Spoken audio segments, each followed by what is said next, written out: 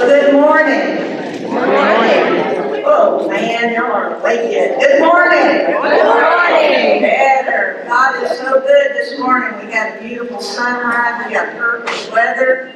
We couldn't ask for more. We want to thank you all for coming to our 26th annual Falls to Blend Conference. We're so thankful for your support, and your support provides funds for our organization that gives us opportunities to provide horticulture education in our community, beautification to the Tyler Botanical Gardens located in the Tyler Rose Garden. If you haven't been, we hope you visit us. For workshops, for our children's summer camp, for speaker events all over the community, and sometimes we cross over our county lines. And annual scholarships for students, horticulture students at both A&M and Stephen F. Austin University. And I didn't even introduce myself. I'm Belinda Cromer, and I'm a part of the Smith County Master Gardeners. So now I'm going to get to what you came for today, and it is my pleasure to introduce our special speaker, Chris Wiesinger. He has a very impressive history, and you are in for a treat. If you haven't heard Chris, did anybody come last year and hear Chris? Awesome. He is a great speaker, and he's going to tell us a lot of special things about bulbs, heirloom bulbs.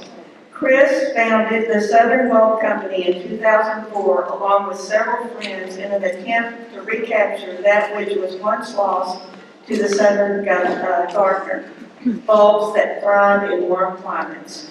Chris began collecting bulbs when he was young. He used his bulb passion for a college project at my favorite university, Texas A&M, which then he grew into a lifestyle and a business. Chris sought out heirloom and rare flower bulbs like the red spider lily. He was featured in the New York Times story in 2006 that affectionately dubbed him the bulb hunter. And he later used that as a title for his book in 2013 when he wrote The Bulb Hunter, which details his life as a bulb collector and farmer. Chris loves to share his passion for life and bulbs with others.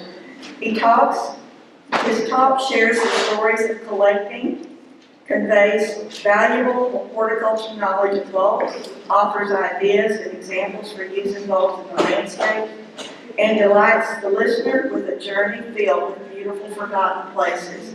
And I just want to mention that in the flyer that we had for this event, there was a wonderful description of Chris in that's a little different from what I just told you, but one part of it I really loved. And I'm just going to read a snippet from that for you in case you didn't read it.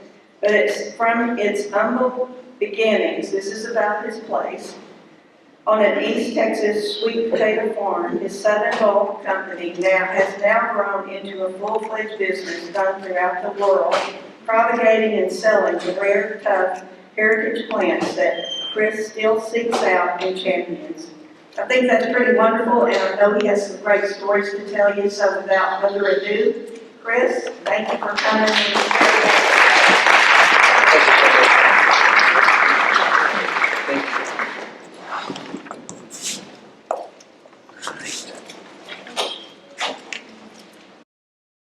Thanks for having me this morning. Can I get one of those grant evaluation forms, please? Just need to fill it out real quick. Just joking. Greg's the best. In fact, I'm undoing all decor. Sorry. It was really beautiful, it was. Chris makes a living destroying pretty things in pretty places. That's okay. No, we're not. Keep going. So, well, y'all really wrecked this. That's cool. Still wrecked it. Sorry. Oh my goodness. That was I should walk. I walk a lot. I'm sorry. Perfect. Yes, thanks, Mother. Sorry. You know, Greg, how's Greg here? Okay, that makes me feel better. I always get a little nervous speaking in front of Greg because you realize Greg is like, in our lifetime, perhaps the best horticulturalist to walk the face of the earth. Like, and the amount of knowledge he has And people like that are really important, not because of all the technical data, right? If we were all technical data, I would just be up here spouting out botanical stuff. In fact, my very first talk, I'll never forget, was in Lufkin, Texas. And I'm like, okay, I'm a horticulture degreed scientist now. And I came in with a suit and tie, and I said, hello, and thank you for being here. As if this was like, a 19th century British Archaeological Society. Like, flower bulbs are technically geophytes. Geo and phyte, from the Greek words, living under the earth, and people start to fall asleep in like 5 seconds. Then you have people like Greg, who's, and he likes to say this too, who's killed everything that he grows as well. He's lived the true stories of these flower bulbs. And he can tell you exactly where it does well and exactly where it doesn't do well. Here's another example of people like Greg. So just this morning, I got back from Arkansas last night. I woke up and my wife, I've had a great relationship with my wife. I love her. We've got 3 daughters, but we fight about the garden. I mean, we need a garden counselor. And so it's like the only thing we fight about. It's crazy. I've written a garden book. She's like, yeah, but you're wrong sometimes. I'm like, okay, I get it. We have a hedgerow, not a hedgerow, but we got a brick wall, and we're still trying to find the right trees to plant there. And so now we're talking about this one particular tree, and I'm like, well, let me go online like everybody else does. And, it's a bunch of just wrong information from people, or technical information that just doesn't apply to me. And then I saw an article from Randy Lemon, who was a horticulture personality in Houston. And I thought, we can trust what Randy said about this tree. We can trust it to the grave of the tree, right? It's going to do. And I know it's good. Randy Lemon passed away a few years ago. I mean, Randy's gone, right? And we don't have him anymore, which is really sad. So why is that related to what I'm doing here this very moment, this Saturday morning? Well, we're trying to pass down what's in our brains to y'all, not just through technical information, even though I'll put botanical names up here. We're trying to pass on the personal encounters that we've had with these flower bulbs, so that it becomes real to you, so that it sets into you. And the best way to do that is by telling stories. I mean, otherwise it won't, you're not going to buy into it, and you're not going to remember it, and that's just what happens. So the real question is, and I've been doing this for 20 plus years. In fact, that article was great, but I had a lot more hair back then, and it wasn't great. It was 3 children. Not that it's their fault, it's getting older. But I thought long and hard about, what am I doing with the flower bulb company? What am I selling to people? Am I really selling you a bulb? Are these master gardeners selling you these bulbs that they dug out of their garden? And okay, yes, it is a bulb, but they're selling you so much more, and you're buying so much more. You are buying a piece of your garden heritage, a piece of your culture, and you're putting that in your garden. So that's one thing you're buying. And then, this is literary term foreshadowing, is all the things you're about to hear from me, right? What you're also doing is you are creating lifetime experiences with not just yourself and your garden, but with your children or your spouse or your grandchildren. And so you're passing on a piece of your life to them as well. And yes, these are technically superior flower bulbs as perennials. And so when you plant these are going to be in your gardens potentially forever. And that's what's going on with your gardens right now, what you're doing here today. You're not just buying flower bulbs, you are participating in something so much larger than yourself that's going to last for generations after you're gone.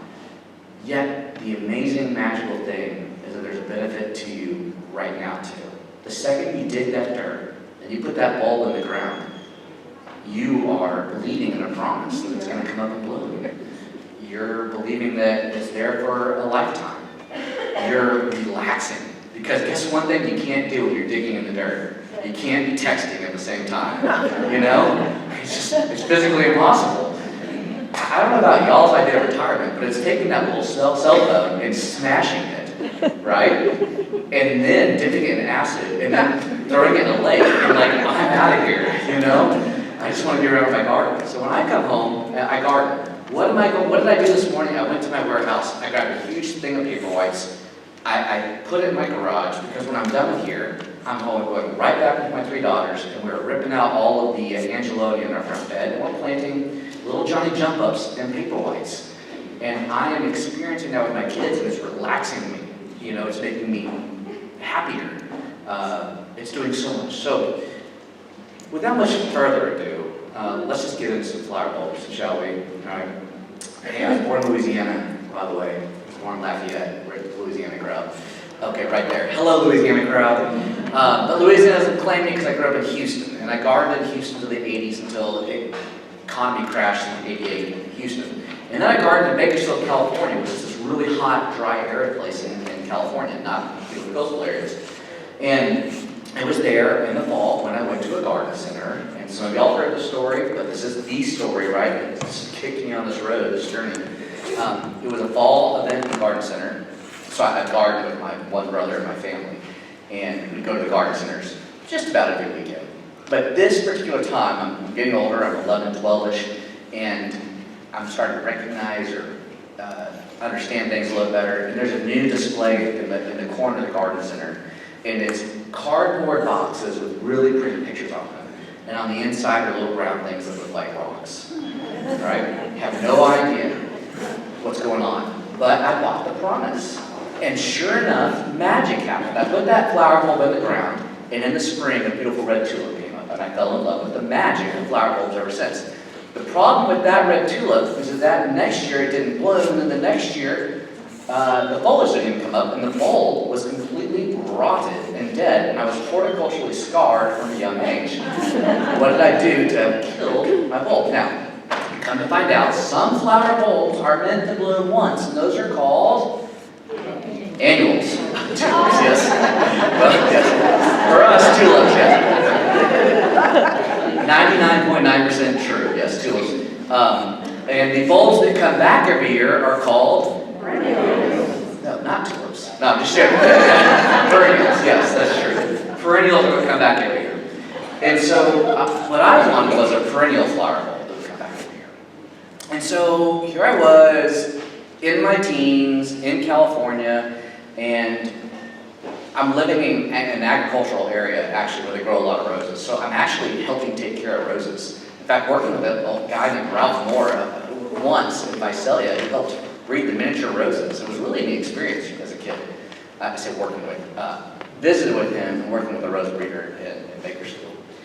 But I still loved flower bulbs, and I did a year in junior college in California, then I did 4 years in Texas A&M. I started as a horticulture major, I ended as a horticulture major, I was in the Corps Cadets, I took floral design, my nickname was Flower in military school there, and I was cool with that. I just love gardening, I love flowers. They bring a lot of joy. Anyways, time to graduate, got to write a business plan. I say I want to start a bulb company that focuses on perennial flower bulbs. One of my professors says it's kind of like the antique roses that will come back on old home sites. You need those kinds of flower bulbs where you go to a home site that's been abandoned for 100 years and flower bulbs still mark the gardens. I said, okay. So he kicked me out the door, and I started driving across the southeast in Texas, and lo and behold, sure enough, there were daffodils that January, February, March, lining the old home sites. I'm like, wow, that's amazing. They've been coming back for like 100 years on their own. Those are the flower bulbs that we should all be planting. And then April came. I'm like, whoa, there's other types of flower bulbs that are coming up in these old home sites, like, or March and April, like old-fashioned iris, the white cemetery iris. Or gladiolus, and then in May, there were amaryllis blooming. Old-fashioned amaryllis coming back on year after year. And then I got in May, June, July, like there's other lilies that are coming. Lo and behold, every single month, almost every single week of the year, there was an heirloom flower bulb blooming in some old home site somewhere from Texas all the way to North Carolina.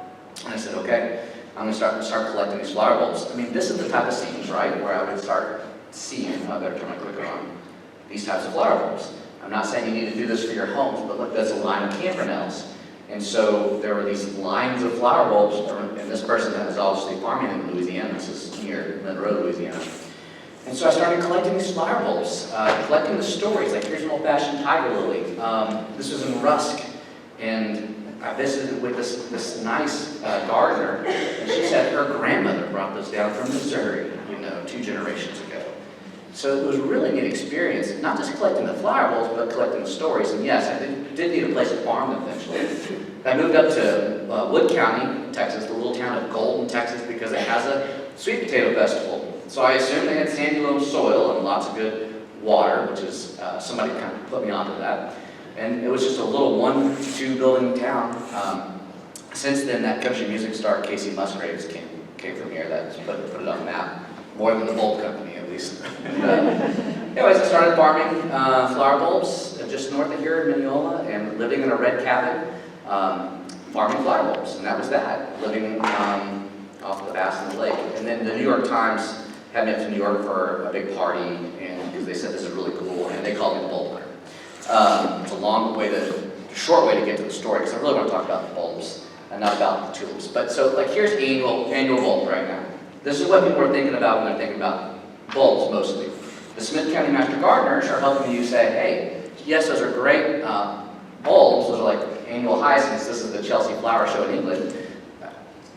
But, those aren't necessarily the right bulbs for your garden. You'll go to the Chelsea Flower Show in England and see the latest and greatest daffodils. But those aren't necessarily what you need with your perennials in your garden. Like perfection in a pot, hyacinths made for the grocery store, but not made for your garden, if that makes sense. The bulbs that we do well in our garden, or the bulbs that we use that do well in your garden, don't translate to this modern kind of large, one single huge bloom that's amazing in a pot that we're going to throw away. We take our bulbs in the garden and you try to throw them in pots, it doesn't always look the same, right? These are old-fashioned jonquils. Now, I would argue that's just as beautiful in its own way, and the fragrance on these jonquils is out of this world. But it's the function. It's the function that is the function over form for the gardens, right? But we're not throwing form away. What happens with these bulbs is that they're, in my opinion, the perfect blend of something that's still beautiful, but it still functionally comes back in your garden. We can find lots of things that are going to come back in your garden for generations, and they're called weeds, right? These bulbs are that perfect blend of it comes back in your garden. So, for example, these old-fashioned gladiolus or these rare cameras. So let's start real quick with one of the ones you're going to find out there. You're going to see the red spider lily out there. So we're starting with the fall bloomers. They just wrapped up their bloom a few weeks ago here. They're a great indication that it's time to go plant all your other fall bulbs for spring blooms. We love the red spider lilies. They've been around since the 1850s, and they bloom on these naked stalks. Now that's the oldest Anglo settlement west of the Mississippi River, and it's chock full of red spider lilies. These do amazing for you. I mean, absolutely amazing. See how they bloom on these naked stalks? The foliage comes up later in the wintertime. This is an old cemetery in Natchitoches, Louisiana. If y'all recall the old movie Steel Magnolias, when the main character dies and they're all crying in the cemetery later. This is that same cemetery right there. Yeah, some folks call them British soldiers because you can see them marching at attention in their redcoats as they go across the field. And here's the deal, you don't need this many though to make a really big impact in your garden. Red spider lilies, just a few of them, and they could be a big impact. Now, the trick is you're going to buy them here, and you're going to put them in the ground, and they're not going to bloom for 2 or 3 years. So just get ready for that. And then once they're happy there, they're going to bloom almost every year after that. Some years they can get a little stressed out in the summertime, they won't bloom. But they're tough bulbs. They're going to come back on these old home sites. Like, for example, there's red spider lilies here, and we know that there's a home there, right? But soon all that brick is going to be removed and concrete.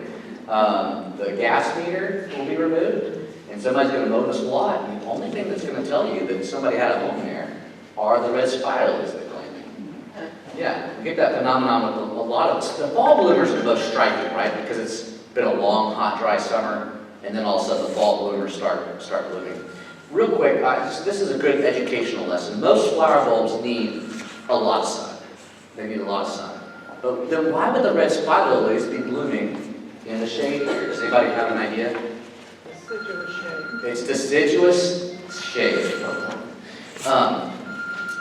meaning the leaves all lose their leaves in the winter. So if the fall bloomers bloom first, and then they send their foliage up all winter long, they need winter sun, not summer sun. So you can get red spider lilies that will bloom in very shady spots in your garden in the fall. Yeah, it's going to be a full sun spot in the winter. So as you think about winter sun, just remember when you're thinking about where to plant your bulbs in your garden when you come home today, that winter sun is hugging that southern hemisphere. So the north side of your house is going to get like zero sun. I mean zero. So just don't try to plant flower bulbs where there's zero sun. You'll get some foliage, but you'll never get a bloom. There are some exceptions, but I'm just trying to speak in general rules. And while we're on the general rules, for a lot of these fall planted bulbs, the depth you plant them is about 2 to 3 inches of soil over that bulb. All right? And if you don't know which way's up, you can just put the bulb sideways. Most bulbs figure it out. Like when we're planting our rows, we open the rows up, we dump the bulbs in, and we cover them back up. Easter lilies are different. Like lilies can be a little different. They're kind of picky, like they're kind of stupid bulbs. They'll just keep growing straight down if you plant them down. Can you call bulbs stupid, right? I'm not going to get in trouble for that. I got in trouble once with like the PETA folks. I came up with a creative idea on how to get rid of pocket gophers. It did not go over well. So I'm going to stop there. Why did I bring that up? I don't know. Saturday morning. Anyways, okay. So we have another fall bloomer, the schoolhouse lily, or the oxblood lily. It blooms in the fall as well. Again, we obviously know there's a tree here. We know that there used to be a tree there, right? So you want to leave a legacy in your garden, write your name in flower bulbs, sell your house. Secret message, I don't know. It'd be fun. This bulb screams Texas. It's like a little black flower bulb that was brought in by a German. Well, it was a German immigrant in Texas, and he went and botanized in Central and South America, and he brought this flower bulb back. But it's still in all the old German and Czech communities. And for about the time school starts, it's probably already bloomed now. Sometimes it blooms all the way late October, but usually it's blooming in September. You start to see clumps of this all across these old German and Czech communities across Central Texas. And here's another good learning lesson for a lot of these flower bulbs. We all think tulips, right? I tell people I grow flower bulbs, and they'll go, hey, he grows tulips. I'm like, well, yes and no. But there's all these other flower bulbs. And then you say, well, time to plant your bulbs. And then somebody says, well, don't you need to do this first? Anybody? Refrigerate, right? Well, yeah, with those Dutch tulips, you do need to refrigerate. They need what's called chilling hours. Like, they need 2,000 of them usually. And that's the number of hours, like, below 45 degrees, or between 32 and 45 degrees. So you got to put it in your refrigerator. All the bulbs you're buying out there don't need that. And here's a great example. That clump right there has probably been on the ground for 30 years. Never been dug, never been chilled, never been divided, and just yet it comes back and gets better and better and blooms every year. So these are bulbs that when you go home today and you put them in the ground, like you just think, I just planted an investment. I didn't plant a throwaway, right? I made an investment in my garden. And sometimes, I was in Walmart corporate headquarters last fall visiting with their big bulb buyer, and you know what he said? He's like, I don't even like the bulb program. Oh, I'm on camera. Hello, camera. But I'm getting at is he was actually a really good horticulturist too. So when he says he didn't like the bulb program, he was okay with it. He's like, it just feels a little gimmicky though sometimes, right? Like, because I'm not sure they're all going to come back and bloom every year for everybody. And that's the real point I was making. Right? The bulb program's fine, it satisfies a need. So we'll be clear about that. But we think in our brains is we kind of think gimmicky sometimes, right? Like, I don't really expect this to bloom. Well, when you buy something here today, when you walk out, you're buying something that came from local gardens that are being done, right? Or some of them are brokered in, but they've been locally selected to do very well for you. And sometimes these are called pass-along plants. And all you're doing here by buying them from the master gardeners is you're helping facilitate that pass-along. And that's the best way to find out you're really getting good bulbs for your gardens. All right. So there's the old German Fachwerk kind of stuff right there. That's where you find a lot of these blooming. That's in LaGrange, Texas. we all know how hot LaGrange is, and then next thing you know, rain comes through in September and October, and all of the schoolhouse lilies are blooming, or oxbow lilies. They go by both names. Look, those are pecan trees, and we've got crepe myrtles. They're blooming in the shade, because pecans and crepe myrtles are what kind of trees? Deciduous. All right, since y'all all being very participating, Saturday morning again. I have a trivia question, and I've asked it a few times now, and people are getting wise to me, but what's the number one reason flower bulbs don't bloom? Yes? They're not planted. They're not planted. Well done. Rarely is it the very first, well done. Come sit me afterwards. Say that again. They weren't planted. Like, I'll give flower bulbs to, like, my family that I love, and I know that I think they love me. And I'll say, hey, how are the flower bulbs doing? Oh, we didn't plant them? Or worse yet, like, they kind of sheepishly come up to me and they're like, hey, so those flower bulbs from last fall are still in the garage a year ago? Do you think they're okay to plant? I'm like, no, probably not. That's okay. Oh, I'm like, that's fine. You didn't hurt my feelings, I promise. I'm used to it now, right? When you buy the bulbs, don't go wait for the perfect moment. Just put them in the ground, you know? Like, it's just never going to be the perfect moment. Like, life's busy. Like, put the phone away, go play. That's all. And you'll be happy you did. Okay. And if you don't know, if you're really sure that you got them where you want them, you can dig them up in the future. It's not like the end of the world. So there's the schoolhouse. Other fall bloomers, I'm just going to go a little faster because I don't have much time. Can somebody give me the countdown? Countdown? Anybody have time? You're good. I'm good. About how much more time do I have? 20 minutes. 20 minutes. 20? 30? 40? Okay, somewhere I can do it. There's lots of other fall bloomers, like the Sternberger geolytia. You see this one in Dallas quite a bit. That was a town just south of Dallas. I spoke to a group of flower bulb importers, and they were from Europe and Israel actually as well, and they were not really impressed with the 100-year-old flower bulbs. You know, it's just like, well, whatever. Until I got to this flower bulb, and the Israeli groups stopped me and said, you know, we have that flower bulb you're looking at on ancient Babylonian sites, believe it or not. So Sternbergia, that does well in our prairie blackland soils across Texas, is on ancient sites in the Middle East, interestingly enough. You know, the Babylonians were known for their gardens, their hanging gardens, so the cultural heritage continues to get passed down here in Texas. What about natives? I don't think we have a lot of natives today. I just want to mention this because a lot of folks get confused about what's going on out here. We've already made it really clear the difference between annuals and perennials, and that's a big leap. I mean, a lot of people don't know that difference. I mean, it helps manage your expectations when you buy this, right? Now, what about the difference between natives and not natives? Well, some of the flower bulbs that do well for you are natives, but it's a really small selection. And the thing about natives, and that's why I'm showing the Lash Placata, this is a scene just south of Abilene, is that they're where they are in Texas because they're very happy in that really particular spot. And it's hard to recreate that particular spot. So this is up here, and just look at the types of, scenery where this native Liatris is doing well. And here's me just bold as a point. I got close to Abilene, and it's October. See lots of schoolhouse lilies blooming in old yards. Here we are, native Liatris. It's pretty. It was fun to go exploring for it. But would that translate well to your garden? I doubt it, unless you have really high rocky soil, right, that got really bone dry in the summertime. So if you've got situations like that, you want to try it, that's great. Could y'all hear that in the back there? Okay? Okay. So I'll do a few more videos too. Like Chorus squamidra, which is the pink naked ladies related to that red spider lily, it does really well for us, again, on these naked stalks as well. I say really well. We're probably the southernmost part of being able to do it, but it blooms in neighborhoods around here. I see it every fall. That's a really pretty one.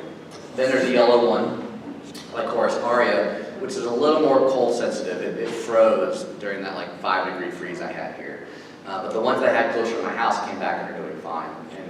That's where I found my first one down in Houston. It was mixed in with lantana as I walked on the front porch next to a Buddha on a traffic cone. It was really interesting. It was 11 a.m. and I knocked on the door and it creaked open and I woke a college student up and I'm like, I kind of went into that my geeky like botanical nerd stuff. I'm like, this is a really neat flower bulb. He's like, dude, you can have whatever you want, just take it. And he shut the door. So that's how I got my first one. So, if you haven't found out, I love the fall colors, right? Like the yellow, of course, are stunning. And but this is near Houston, and they do a little bit better down here. It's a little warmer. You can try them here occasionally. I'm teaching my kids how to make money with flowers, right? So that's all you gotta do. And I love the fall blooming ginger. It has a great fragrance. And ginger is a flower bulb that makes a big impact in your garden as well. And it has this really bold, straight up and down foliage. And that is another landscape lesson I just want to go in with all y'all real quick. And it leads into another argument my wife and I have about flower bulbs. I'm a collector. I love flower bulbs. I'm not careful. I just plant my whole garden of flower bulbs. Well, what do you think when you see this? What does that ginger foliage look like to you? Corn. Yeah. I asked a new hire at my office. She said, seaweed? I'm like, yeah, it does kind of look like seaweed. I agree with it. But yeah, it looks like corn. Corn is a monocot. Think about your biology lessons when you did like a corn and a bean, and the bean was the dicot, and the corn's the monocot. Well, all flower bulbs except one are monocots. So just generally speaking, they're all monocots. They're all going to look like grass. So what happens when you put a bunch of flower bulbs together and when they're not blooming? It looks like you've got a bunch of different types of grass growing. In other words, it looks like a bunch of weeds growing, right? So how do you, that's what my wife and I are arguing about. Like, oh, I know it looks like weeds, but just wait for like 2 weeks in the spring when it blooms. You'll be, and like we're on vacation or something. Or just wait for next year, Like, I have a mental problem, you know what I mean? Because I love flower bulbs that much. And the best thing that ever happened to me is I got married. So what do I do then with all my monocots? Well, a very easy trick to make your garden look better is just take a monocot and put it with a dicot. And the juxtaposition, the difference between the two looks great. Well, where am I going to find a dicot? Well, just about every other perennial in your garden is a dicot. So think salvias, think lantanas, think the fall blooming asters, think those fall blooming chrysanthemums. Think about all these things that you can plant with flower bulbs. So what is everybody in Tyler going to do here with, and here's how they work together. What is everybody about to do here with their lantanas as we get into the cold weather? You're going to cut them down. Yeah, that's right. Well, what can you do around your lantanas? Minutes? Okay. Okay. That's the signal I was looking for. That's okay. So you're going to cut down your lantana. And then you're going to have all your daffodils that you're planting come up amongst them. And they're going to grow in the wintertime, right? And so what you have now is this great combination of your flower bulbs with other perennials. So that's just one tip you can do by mixing a monocot with a dicot to make it look better in your garden, so that you can keep shoving in more and more flower bulbs into your garden. You can do it with asters, you can do it with salvias, you can do that with lantanas. Or, if you really want to do it in mass, if you see the height of your garden, plant your flower bulbs behind, Tyler's known for a lot of its boxwood hedges, right? So just put them behind your boxwood hedge, it's a little high, and then when they're done blooming, that foliage can kind of fall down. It's kind of hidden behind that little hedge, so you're not always having to look at it. So those are some little tips. With 2 minutes left, I just want to probably conclude with the fall planted flower bulbs. Let's get past all the paper whites, and let's get past that. And let's just talk about the daffodils that you're planting. And let's just try to inspire you with a quick little video on daffodils. Because remember, you're planting a promise for spring blooms. And now's the time you want to plant daffodils. And daffodils held a special place in our heart here in Tyler Gardens. And so we made a little video about, why daffodils mean so much. Daffodils. They inspire us, cause us to dream. They help us slow down and take the breath we've been needing to take. What is it about flower bulbs? They're so bold and powerful. They're part of our culture, and they have stories to tell. your story. of the Southern Bowl Company. Smith County Master Gardener Gardens.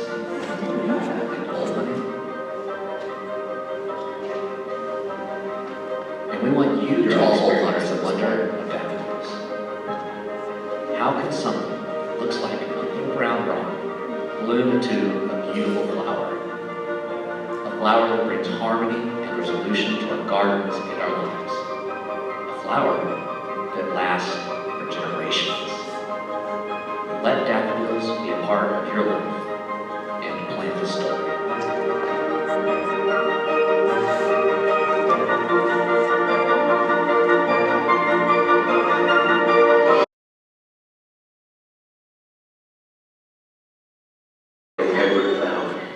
All right, go plant some flower bulbs and enjoy the magic of flower bulbs. Thanks for having me, everybody.